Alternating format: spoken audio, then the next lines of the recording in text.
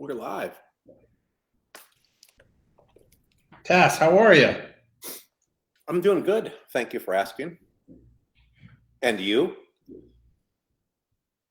I'm fantastic. Thank you so much. You're sporting a new shirt there, Metz. You like that? Just do it. Just fire that student. Just do it. That's what Nike says. Just do it. Fire him.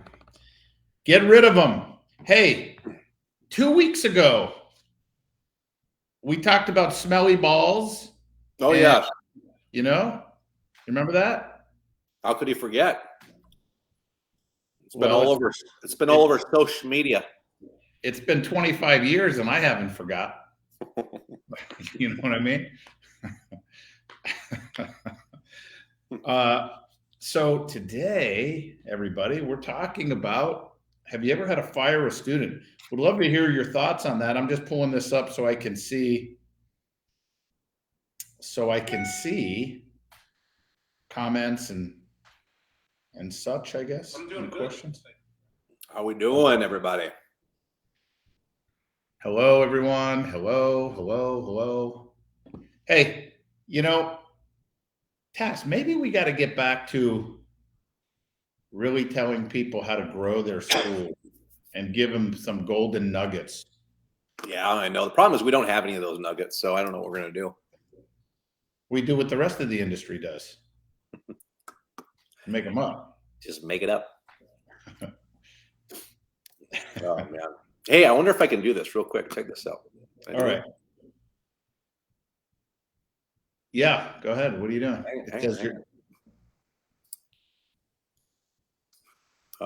Hang on. Can you see that? No, I see it there. Oh yeah. Put it back up. Here we go. Yeah, baby. Here it comes, right? It shows up as a... Oh, well, that's weird. All right, we'll just skip that. Well, wait, go ahead. It's behind that. Hang on. How about now? Well, there. See it? Yes. It's pretty sharp, huh? It's really sharp, right? Now I got to figure out how to undo this camera. There we go. All right, there we go. All right. Let's hope anyway, hey, so you know, have you ever had to fire a student? How is that relevant to growing your school? And then how do you fire a student? And what does firing a student actually mean? So let's take it in pieces. And then maybe, guys, if you stay with us, just maybe, Tassoul will give us something gold for October. Oh, okay. Spooky. So, Tass, what does firing a student even mean, and why is it important? Well, here's what it means. If you have a student, I'm just teasing. Listen, if you know, I think a lot of us, we always have somebody in our school that can cause us maybe frustration, or they're irritating, or they're that parent, right? And as many times as we fired students, we always find a new one that steps up to take their spot. So it can be difficult. So I'm not suggesting that you obviously always, fire the bottom 5%, but I think it's important to understand that if they don't fit with your culture and your school, that you don't want them there, because whatever their monthly tuition is, or whatever it is, or even if they've paid in full, is going to be way, way, way more detrimental to you than the value that they can bring, right? So you got to get rid of some of those people, and that's not always an easy thing to do. And I found that when I was struggling as a school owner, it was always harder to get rid of those people because you relied on that monthly tuition and you didn't want to get rid of that. So, it's interesting over time how the things kind of shift. When I was barely scraping by and I was not a successful school, how I would call their schools that were big, I would call them McDojos. How I would, basically, make fun of them, right? And now I see the difference. I think most people that have scarcity in their martial arts schools make poor decisions because they're making those decisions based on keeping the lights on, paying the rent, not losing revenue, making sure they have enough to live on. And so our perspective can get skewed pretty easily. And so we don't do sometimes the things that we really should do or need to do in our business. So yeah, I think looking at your student base, if you've got that parent that not one time if they're a problem, but if they're constantly a problem or they're not a good fit with your culture, it's really a time to take a look at them and decide if it's ready for them to go. And someone I once heard, if you wake up 3 days in a row and you're thinking about something like that, like that frustration or that it's time to get rid of it and cut it out of your life, like it's just not good, right? So and here's the other problem. Here's the other problem when you have and we do this, but I'm going to tell you guys something you already know. However, what are the 4 steps of success? This is where you may want to write it down. First of all, before we even go over this, you're gonna quiz put me. in the chat, have you ever had to fire a student before? Just put yes or no. Have you ever had to fire a student before? I would just like to know who on here has done it. Kicked out a student. We call it fire a student, right? But the 4 steps of success, right? The first step is you have to learn how to be successful. Well, the reason why I'm saying this is because what I'm about to say, you already know. But step 2 to maximize your success is you have to execute what you've learned. And we all do this. Now, some of you, good. Yeah. Best thing I could have ever done. There you go. I mean, keep putting it in there. I'd like to know how many of you have had to fire a student. And if you haven't fired a student, put that. Say, I've never kicked a student out of the school, or I've never fired a student. I'd like to know that as well. But step 2 is you got to execute what you've learned, right? But how many times have you had a parent that is not necessarily rational? And by the way, some have very valid points. But you have that parent that just constantly complains or they're never happy, right? But one parent, you might have 200 students. One parent may come to you and say, I don't like the new schedule. It's not convenient. Other parents are saying the same thing. Have you ever heard that, by the way? Have you ever had one parent come in and complain and say everybody's saying the same thing? All the other parents are saying the same thing. Yeah, all the other parents are saying the same thing. And then what do? You lose sleep, you lose time, you lose focus, and you revamp or will think about how you can revamp your entire school because of this one voice, this one parent, right? Now, saying that, you have to listen to your customer. Right. You have to listen to your customer. And then you got to process the information and see if it's a valid point. Okay. You got to see if it's a valid point that they have. The next thing you got to do is it may be a valid point, but it's the best option for the position that you are in. Like we're doing this for a reason, right? Because of the masses and not the minority, because you can never please everybody, right? However, it's when that one parent starts to put the bug in all the other parents' ears and starts complaining and telling the other parents their perspective, because this is how people can get brainwashed and start seeing things from their point of view and start agreeing, saying, you know what, that you're absolutely right. That makes sense. This isn't the best time, or this isn't the best class, or that instructor isn't the best, or this class is too big, or this class is too small, or I don't like that paint color. I mean, on and on and on. And when it continues to happen and it's consistent with the same parent or student over and over and over, the way you fire this parent is, and I think this is powerful, and I know I didn't go over step 3 and 4 in the 4 steps of success because I'm putting it in context with, you guys know the answer. You know you don't want to keep a problem in your school, right? But yet we do. Sometimes for too long we do. But what you got to do is you have to say, Mrs. So-and-so or Mr. So-and-so, look, we pride ourselves on the service and the quality of instruction that we provide. And when we feel we can't make one of our customers happy, that makes us unhappy, and we're failing at that. And obviously you are not happy. So therefore, we wish you the best of luck. As of today, we're terminating your program and your agreement.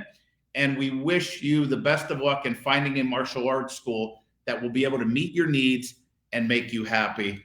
You know, thank you for everything. And we wish you the best. And that's it. And we got to get them out, right? But then you're going to deal with, of course, the Google reviews and this, that, and the other, right? And what do you do from there, Tass? Well, I'll come to that in a second. Sometimes you'll deal with that. Other times you're going to deal with it where you're going to actually completely spin a parent around the other direction, and they're going to beg you to want to stay. And they're going to realize that what they're saying is unreasonable, and they're going to do some self-reflection as well. And that's happened. Then you have to decide what you want to do. If you're going to stand your ground, or if you're going to give them an opportunity to fix the behavior and keep them, in the school. So I've definitely seen that. I like to present it just like that. And we've seen it both ways, where thank you, we appreciate it, and they're done and they're gone. And if it's done that way, and by the way, for those of you that are just coming on, or if you've been on, I would go back and I would listen to that. I would actually document exactly what Metzger said, because he's not a script guy, but that's a perfect response to a parent. Or for firing somebody in your school. There's your system that you need to, that's exactly what you need to do and what you need to say, where it comes out the right way. And it's not done out of spite. It's not done out of anger. It's not done out of haste. It's done out of the best interest of everybody. And it would be very difficult for me as a parent to leave a bad review if that was how it was handled. If I start defending it and say, you know what, it's just not going to work. Clearly you don't see our culture. You don't see our values. You don't see what we're doing. So I'm just canceling your program. Well, that's a different context, and it's a different tone than what Metzger described earlier. So, but you will have people that, they're going to leave you a bad review. And to your point, it's just like, when you have one person, you've got, I think we're sitting at about 160 Google reviews, and they're all, 4 and 5 star reviews. I think our average is 4.9 in one school, and other schools 5 stars. Doesn't mean we don't have 1-star reviews, but whether it's a 5-star review or a 1-star review, one of the things that you need to get in the habit of is always replying back to those reviews. So if it's a great review, it's, hey, Mrs. Smith, thank you so much for the kind words. We appreciate having you in our school and look forward to working with Johnny, for years to come. If it's a bad review, then what we do is we try to we address it and we suppress it. And when you address it, they're just like Metzger addressed it, right? You have to be very open, and you have to be very honest, and you have to be professional, because here's what happens. It's easy when you're the owner and somebody leaves you a bad review for you to go and do a rebuttal and throw them under the bus. And what you need to think about is that review is not for you. The review is for everybody in the future that's going to go to your school and look at your website, look at your review page and go, oh, this is a really bad review. And then go, oh, well, look at the way that the owner responded. Well, that makes sense. That totally makes sense. But if it's this constant back and forth battle that you're trying to accomplish over reviews, you're not going to win that. So you need to address it, and you need to address it properly in a positive manner and be the professional.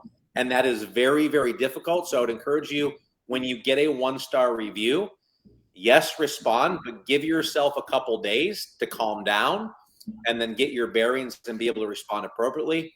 And then the next part of that is you need to suppress it. And what I mean by that is you need to have systems in your school where you're constantly getting Google reviews, so it shoves that Google review down in the number of Google reviews. So address it in a positive manner, and then make sure you suppress it and bury it with another 50 Google reviews in your school is really what it comes down to. And here's the other thing. When you're handling somebody in your school, here's the other advice I would give you guys. Don't ignore problems in your school. Right. Call them out before everybody else can just talk about them, and come up with their own truths in your lobby area. When I say lobby area, I mean there's 3 areas in your school, right? There's the white area, let's just say, which is, it's black and white and gray. You got the white area, which is the office. Well, what happens in the office? And your office is also your front desk, or wherever you close the deals, right? You get the enrollments, you get the renewals, you're selling equipment, like in the office, your front desk, whatever. And you need somebody to have a primary focus there in that white area, let's say. Then you got the black area, which is your map, quality of instruction, energy, rapport with the students, organization, right? There's black and white. And then we have to have somebody that has a primary focus in that area. That would be your instructor. Okay. The instructor has a primary focus there. That's their number one responsibility, is that black area. The program director or manager, or whatever term you use in your school, their primary number one focus is that office. But each of those people have a secondary focus, which is that gray area, that lobby area.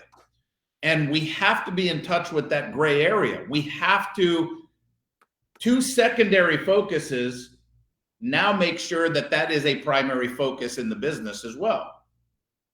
And why is that important? Have you ever heard the term like instructors? Sometimes the instructors are teaching with blinders on, right? And what do we mean by that? It's like all they see is what's in their direct line of sight. They're teaching and they're not paying attention at like what's going on off the mat or around them. Same thing with someone in the office.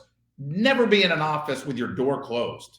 Like unless you have somebody in there with a private enrollment conversation or something. But if you're in there, the door should be open. You should be watching. You should be greeting. It is that gray area that really helps with retaining or losing your students, right? If you work with kids, it's that area that makes the decision. That gray area are the people typically that are the ones transporting if you work with kids, the children to the event or to your school. It's that gray area that's paying for this. It's that gray area you really got to be selling your values to, because if you could get that gray area, that spectator area, that parent area to see how valuable this is for their child, then when that child says to them, I don't want to go, then they're going to be more hesitant on saying, okay, let's just quit martial arts. Now, how does it relevant in firing a student? Well, if you don't have focus on that gray area,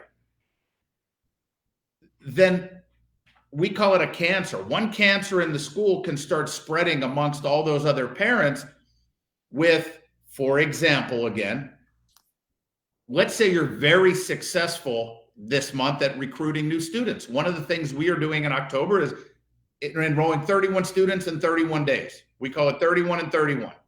Well, imagine if you recruit 31 new white belts. And all of a sudden now you have this influx into your beginner classes, your white belt only classes, 30 new students, where your current parents have been used to having only 10 kids in class. Maybe there's now 25 or 30 kids in class. And then they start talking and they start saying, look, this is ridiculous. I mean, look at the size of these classes. They're not even paying attention. And then it starts spreading and then there's talking. And what I said earlier was don't ever ignore problems. Don't act like the class isn't grown and and also don't just believe you have it under control either, right? When there's a problem, you change the class schedule. It's a problem for some people. It's not for some people, but I'm going to call it out. And I'm going to state the reasons why we did it and why this is better for the overall greater good of this school and the students. The class sizes, I'm going to call it out. Woo, parents, we must be doing something right. This is a big class, but parents, we know it's a big class, but the energy is going to be crazy. However, we are going to be working on the schedule to see where we can add another class. But in the meantime, let's keep that energy high. And parents, thanks so much for bearing with us. And this is exciting. This is so cool.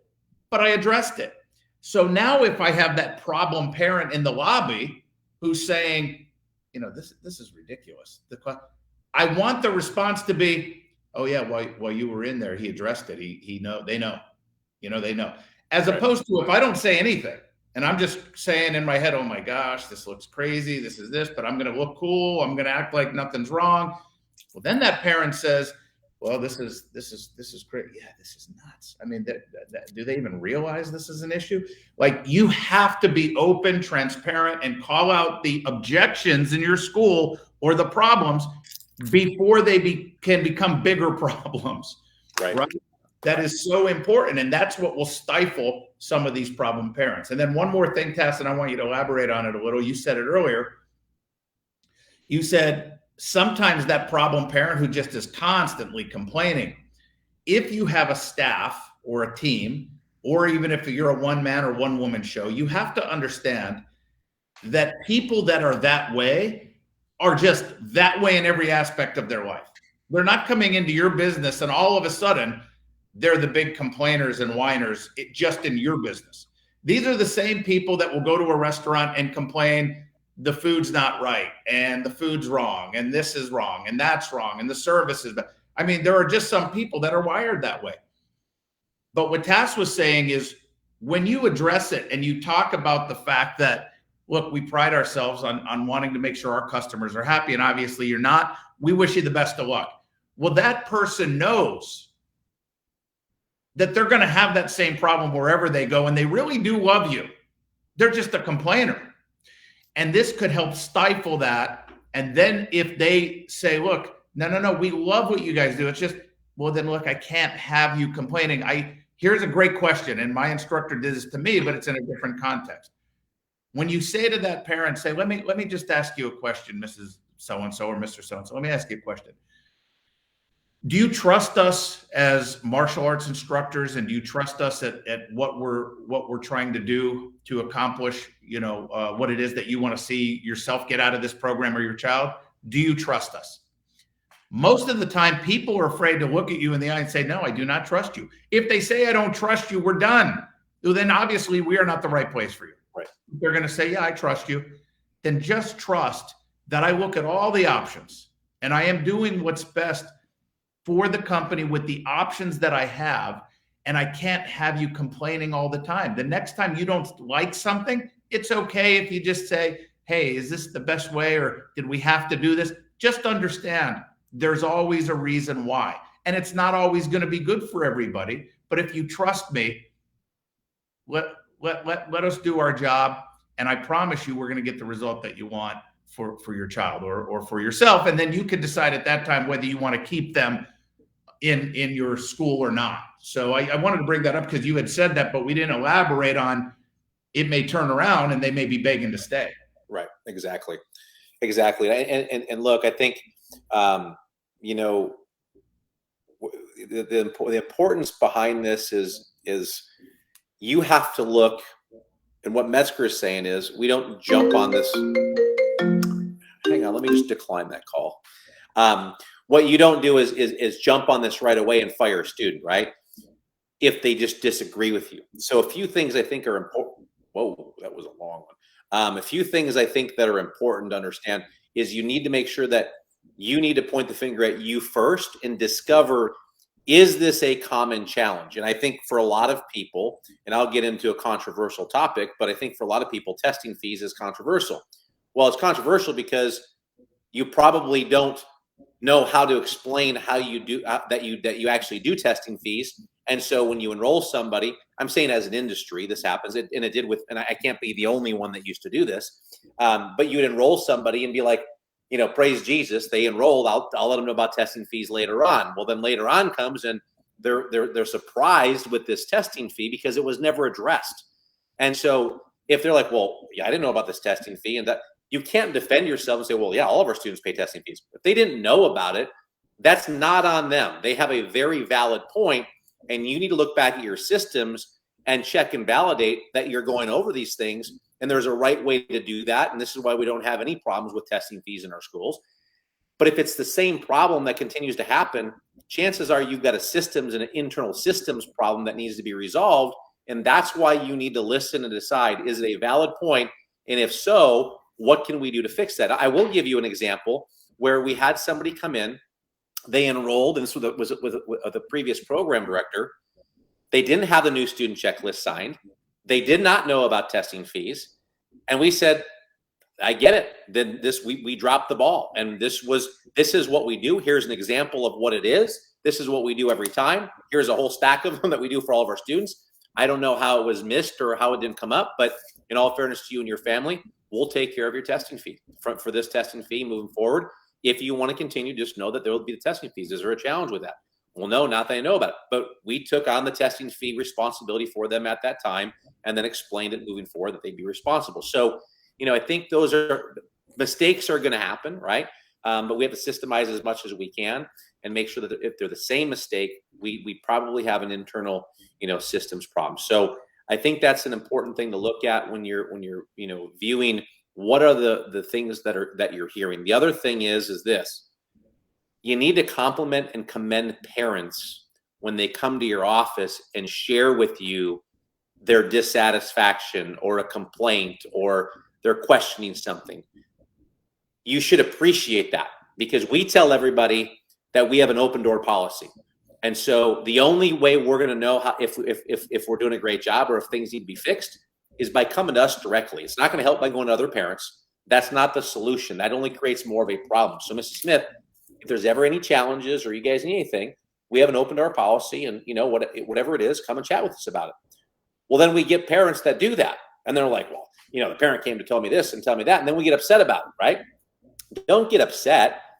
You need to listen to what they're saying, respect what they're saying, have a conversation about it. And I do this all the time. Mrs. Smith, listen, thank you. And they look at you like, well, what are you thanking me for? Well, I just want to say thank you for coming to me directly and letting me know, because it'd been very easy for you just to tell everybody else in the school. Now, even if they're telling everybody else, I want to compliment the fact that they came in and say, now that I know that this is the challenge, now I can look into it and come back to you and potentially give us some different options, and we can get this resolved together.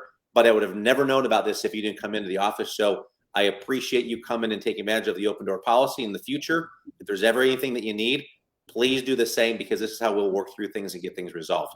So now the next time they have a challenge, they feel welcome to come into your office because you've encouraged that behavior from them.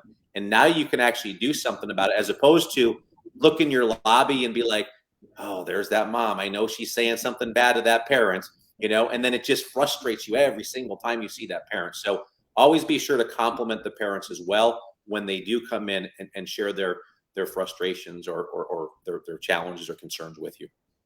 And couple things. Keep in mind, what I said is, when you have the same parent that consistently complains, and I talked about an irrational parent, right? Where just nothing is ever right, and it could cause a lot more damage. Number one. Number two, Tass was giving an example of like testing fees as far as being transparent.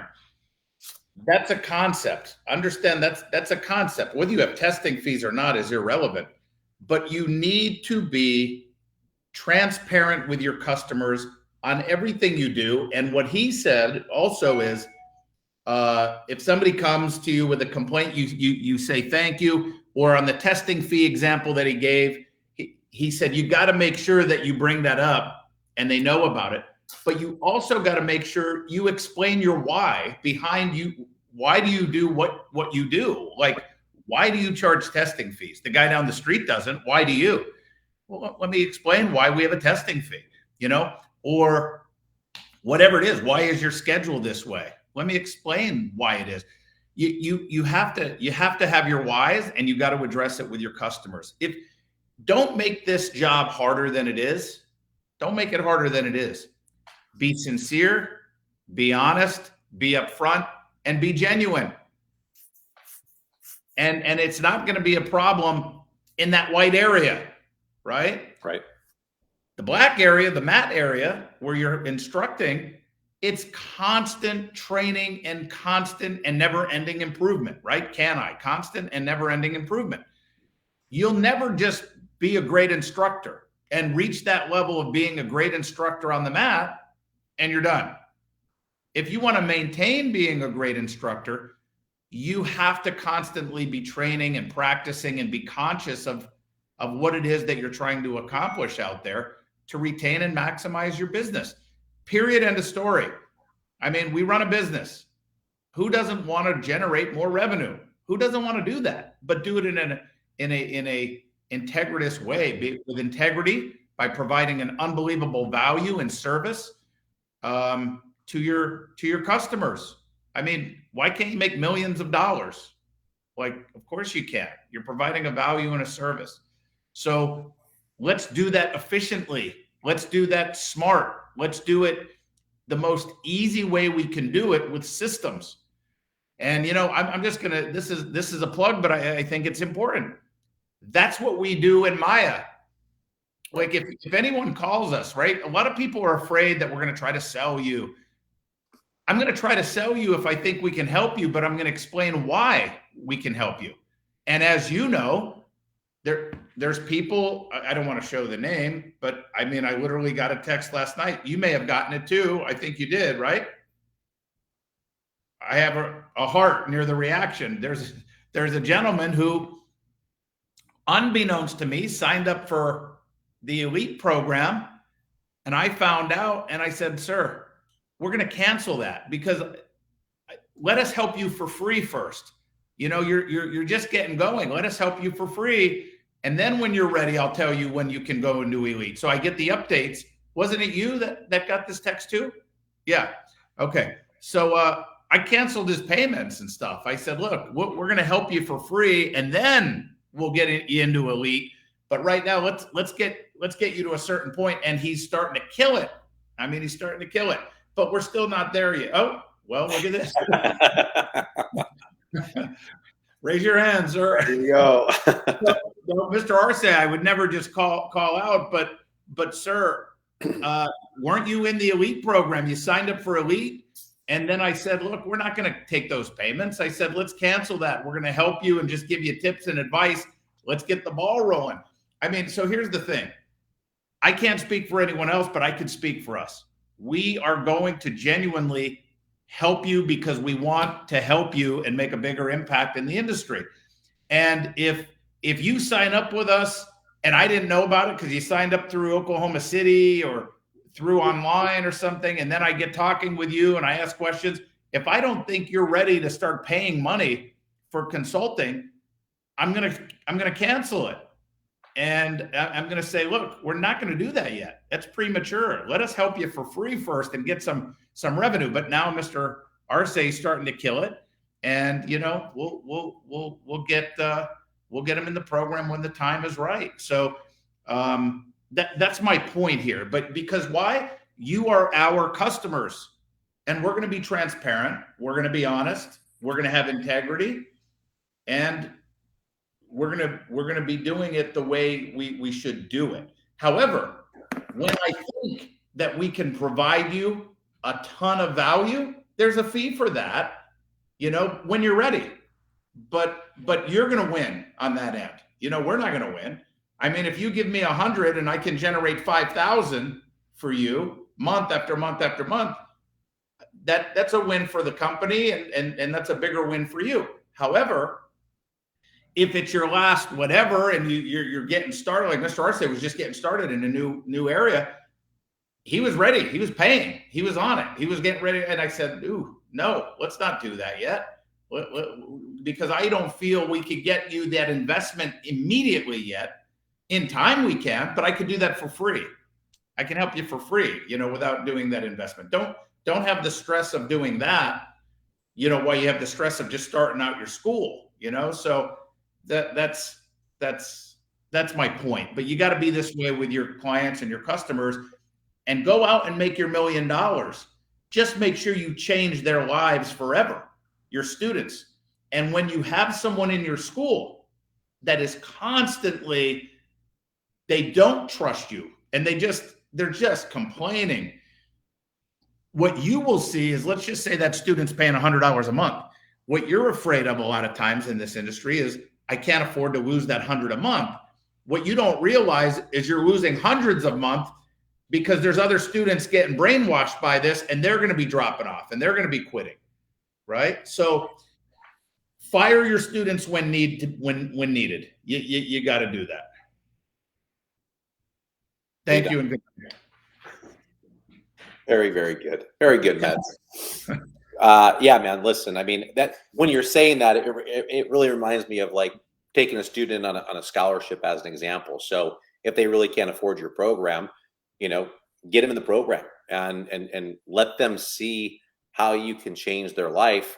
And we can, there's going to be people that say on here, well, you know, the problem is they can really afford it. They just don't see the value. Well, if that's the case, that's the case. But there's some cases where people just literally can't afford it.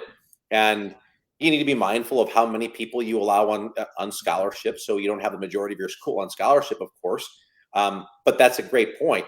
You get those people in, they see the value. They potentially are referring you other people because of what you've done for their kids. And at some point, they're going to see the value and they're going to start paying you more, or they're going to refer you people that are paying you more money. So you got to be flexible with people. And look, Matt said it. You got to take care of your customers. And I think sometimes I said this a few times this last week, and I think it's important to understand, because when you hear Metzger and I talk sometimes, and this happens a lot in consulting calls, you hear us talk and it sounds like we're always chasing revenue. It's about the money. It's about putting dollar signs on students. And that's not what it is. I mean, the expectation is you're delivering a great customer experience. You're delivering great customer service. You're doing all the things that need to be done in your school. And we're just talking on the business side. And so that's our expectation of that instructor, that school owner, is you're doing all of these other things. If you're not doing those things, then we can't focus on the revenue. We got to focus on creating experience, because I believe if you start chasing money, right, you're never gonna catch up. You're never gonna find it. Stop chasing the money and start creating the experience, and the money will follow. So that's an important piece that I've really been, looking into and like, what is our experience, and how can we create a better experience? And I mentioned this the other day on one of our calls. I said there's a goal conscious and there's a growth conscious. And the goal conscious is you want to hit your revenue goal, whatever that is for the month. Well, the growth conscious is, what am I doing today to grow, to make it a better experience, to do all these things? And people that are goal conscious, right, oftentimes are the ones that plateau first, because you hit your goal and then the question is, well, now what? And whether it's I'm going to do a little bit more, or we're going to stay the same, whatever it is, at some point when you hit goals, but you're not growing, there's this emptiness. And so it's very important to have this growth mindset and always ask yourself, how can we be better today than we were yesterday? What can I offer my students? What can I make sure that I'm doing every single day? I happened to go in our school the other day. We had a 2-week course, and one of our assistants was sick. So, I got to go and be able to teach the first, 2 classes. And one of the things is I practice what I preach. I mean, I was talking to the parents. I was letting them know how great their child was doing. I was connecting with the kids. I was floating in the lobby, chatting with the parents. Those are important things. That's what our expectation is of the owners and of the instructors, right? So when we start talking about the business side, those things have to be in line. Otherwise, here's the thing. Let me just say it this way. You don't have a money problem, right? A financial problem. You have a relationship problem. And the better relationships that you can create in your martial arts school through experiences and their what they perceive as value, things just get easier, because people trust you, they know you, they like you, they trust you, and they're willing, like Mr. Arce said it, they're willing to follow you to the ends of the earth and back, right? And that's what the environment and experience that you want to create for your people. So if somebody is getting in the way of you doing that because you come into your own martial arts school and you're like, oh, Mrs. Smith's coming in tonight, I do not want to deal with her, and it changes your attitude and changes your vibe, it's affecting everybody in your school. And that's when you know it's the right time to get rid of somebody, because you don't want to feel that way when you're walking into your place of business, the school that you built, your second home, in some cases your first home for a lot of you. You want to feel happy. You want to feel like, hey, this is the place I love to be. And the whole, pheromone, without getting metaphysical here, but the whole pheromone thing is a real thing.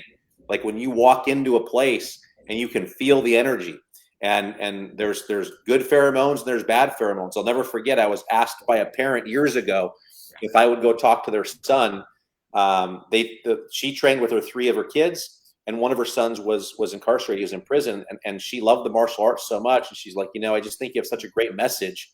would you be willing to go talk to my son in prison? I was like in my 20s. I'm like, sure. I mean, I can do that. I'm like, I'm not sure what I'm going to say, right? But I remember walking into the prison, and I remember feeling like, oh my God, this is just a horrible place. Like the feeling I had when I walked in. And I use that as an example of like the pheromones that are in a place. That was horrible. But I've had people, and some of you guys I'm sure have had this, when people walk in, they just say, every time I walk in, I'm just so energized. I'm like, this place has great vibes. And that's what you want to create in your school. And by having a parent or a student that's bringing you down, starts pulling away from that experience or those vibes that you have in your school. So that's when you know it's time to get rid of somebody.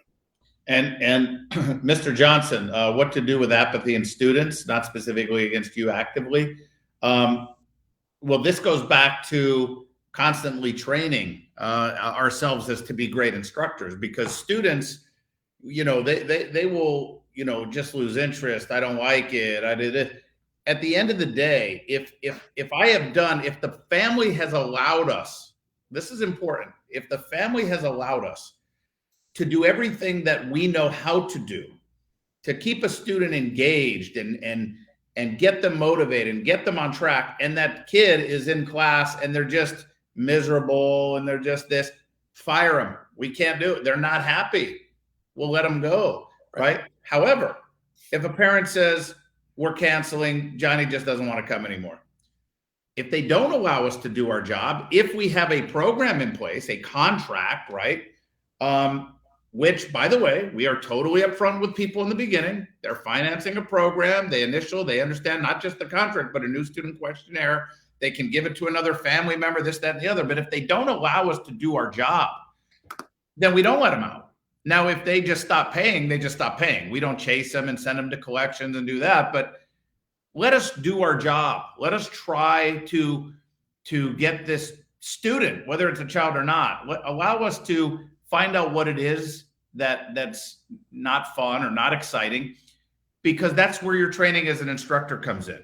You might be able to teach kids how to throw the best kicks in the world, the best arm bars in the world, the best takedowns in the world. But if you don't present it in a way where it's fun to learn that stuff and people are not interested, then you're not a great instructor. I mean, you're just not, right? You're a great instructor when you can keep it engaging, motivating, fun, exciting, and teach high-level martial arts. But it's how you deliver that. And then disguise that. Because as I've said for forever, even fun gets boring. You can't just be the same fun all the time. That'll just get monotonous, and that fun is no longer fun. So you got to be able to change things up, disguise repetition, all the things that we should be training on as instructors. And then that's one point on that too. And I agree with exactly what you're saying, but I would tell you, Mr. Johnson, also this is, listening to some leadership stuff, managers tend to manage people the same way, right? They manage everybody the same way. Leaders manage contextually, right? So they understand that this person needs this person, everyone needs, you manage personalities, not people, right? So to make sure that you understand that. The same thing is true with our students. Most instructors are either extroverts or they're forced extroverts, right? And they're very loud. A lot of them are very loud. They're enthusiastic.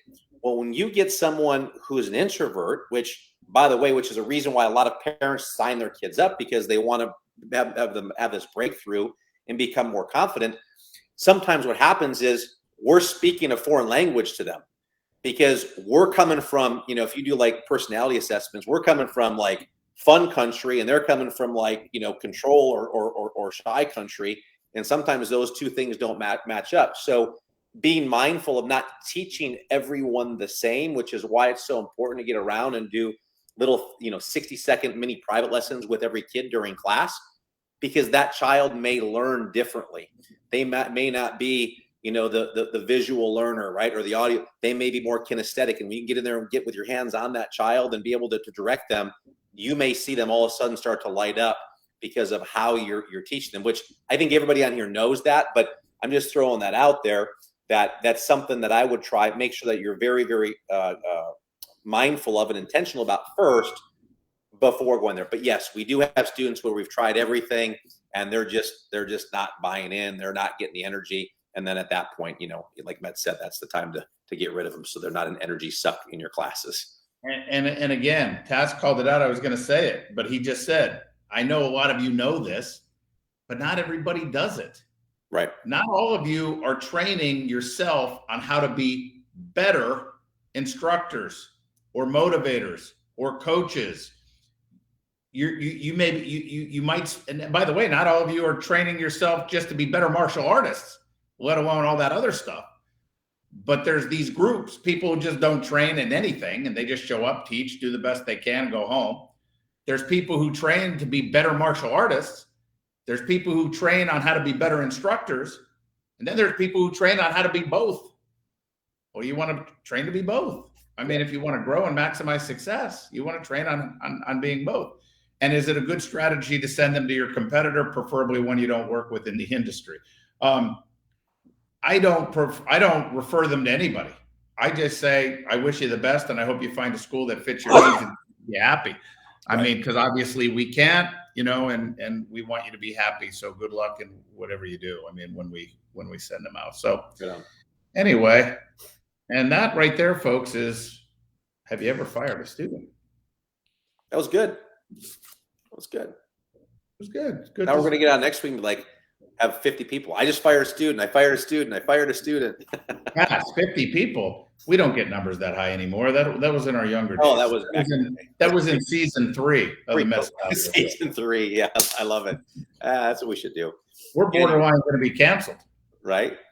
We'll have to shut it down like at the end of this month, and then we'll do season 4, and we'll have a whole theme to it, and make everybody wait till January to see the new season. Right. We'll leave them with a cliffhanger. We're going to give you the 5 things that's going to change your school forever and get you 100 new students. Right, in 2 days. Right on. Right on. Right. Yeah, man. Well, good. Listen, here's the thing. What are you looking at? Is there a binge watch for the show? Right on. You can just watch all the seasons. There you go. So anyway, hey, so it's the start of the 4th quarter. 2021 is coming to an end, everybody. I told you earlier, we're doing 31 and 31 students in 31 days. And if you want to do that, do what most people don't do. Write down on a piece of paper, start with this, 31 different ways you can get 1 new student. And then you can cut that list down, because there are things that you can do that will produce more than 1 student. And you know that, and we know that, but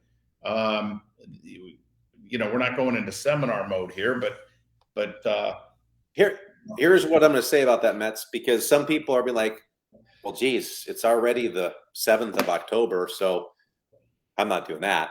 Well, then do this. Then do 30 and 30 for November, but start getting stuff lined up, and and understand it again. It's a concept, and I said this to someone today.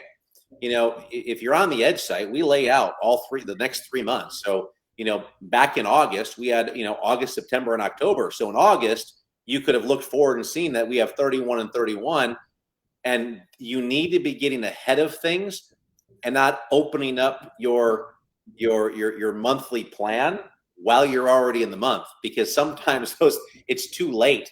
You should be working a month ahead. And in our case with MAIA, we're working 3 months ahead to make sure that the information is out for you guys, so there's no surprises. You can always see the current month plus the next 2 months, so you can start taking action. So in a perfect world, you would have looked back in August or September and said, hey, it's 31 and 31 in October. What is our plan to do that? And let's fill up our October with mass intros and community events and 2-week courses and all the different things, so that you can knock that goal out of the park. So for those of you that didn't get that memo, it's okay. But now do that for November. You have plenty of time to plan for, what am I going to be doing over the course of November, where I can generate 30 new students in November, and then go back to what Metz said. Here's 30 different ways to generate 1 student. And then you got to plan your work. But here's the most important part where people fail, because they forget to work the plan. You've got to execute. You can't just plan it out. You've got to actually work that plan and execute. And if you don't hit 30 and 30, and for some of you, by the way, 30 and 30 would be horrible, just as a FYI. So understand, again, it's a concept. And if you're normally doing 45 enrollments in a month, then don't do 31 and 31, right? Do 60 and 30. and make that your goal. So understand that a lot of these things are concepts, but it's to get you thinking of what can we do to generate more students than we normally have. But I think for most of us, 30 or 31 students in 31 days is fantastic. And so make that the goal, and then, plan it out and then go after it. And even if you don't hit 31, you happen to hit 28, but your record is like 15, that's a huge improvement, right? So it's okay sometimes, if we fall short. Watch this. Let's end with this, just to help everybody on this thing. Everybody on here, if you could just participate, guys. This is how you help the industry. Everybody put just one thing you're going to do in October to get new students. And some of you will be duplicates, but everybody put in the chat box one thing you're going to do this month or that you have done to get new students in the door. Just one. Don't list 5 and 10, just one. Everybody list one thing that you're doing to get new students. Let's see what you got here. So someone on here may see something and website and Facebook doesn't count. Those are too easy. So don't be putting that on there. Trunk or treat event. Who's that? Oh, look at that. Gonzalez and Mr. Olson. Same. Restart weed calls. Halloween coloring sheet. Oh, baby. That's a good one. It's a big one. Oh, MAIA Edge put something in there. Oh, Halloween festival. Come on, everybody. One thing you're going to do to get new students. Why can't you share with the group? Let's go. Pass out flyers during trick or treat. Mass enrollments. Take better stats to see where we need to improve. After all, your stats will tell you where you suck. The great Mike Metzger. That was great. That's better than the late. That's right. Watch the show more. Very good. Halloween bash. Kick or treat cards. Kick or treat passes, right, to all your students. Guys, I know there's more of you on here. Share. Baltimore Child Magazine. Put an ad in the magazine. A fall special. Fall festivals. Cobra Kai costume theme workout in the park. Dress in your skeleton or shower costume. Love it. That'll get attention. These are things, guys. These are things. Where I think we help people tremendously is not what you're doing, but how to do them better and more efficiently. Right. Call back all the students I fired. There you go. There you go. See if they've had counseling and therapy and they're ready to come back. Right, if they're ready. To stop. Metz, you said it. I was on a client call Monday, I believe it was. And he said, I'm just quoting him. He said, the thing I love about MAIA that's different than a lot of other programs that I've been on. So we talk all the time, like, don't talk about things that you haven't done or participated in, right? So his quote was, all the other consulting programs I've tried, I don't know what they are, right? So I'm just making a blanket statement. The difference with MAIA is he's like, you guys literally give us the stuff to do and the action steps to go get it done. And he's like, and that is what the big difference is. Whereas most other people he's dealt with talk about ideas and not about how to take action and execute. So I thought that was very, very interesting. That was good from the client. So I like to think we're pretty good at what we do to help schools go to the next level. Well, listen, when I came on board as a consultant and I did, I don't know, it was probably my second seminar, Metz pulled me to the side. He's like, Tass, just get to the point. And I don't even remember if you say that. You're like, basically said, get to the point, and you need to come out strong out of the gates and give them actionable items that they can take back to the martial arts school and implement.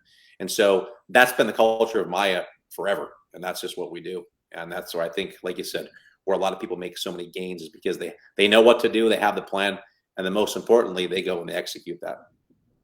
You guys are serious, but don't take yourselves too seriously. It helps make it palatable and actionable. That's right. I don't know if we're serious, sir. Yeah.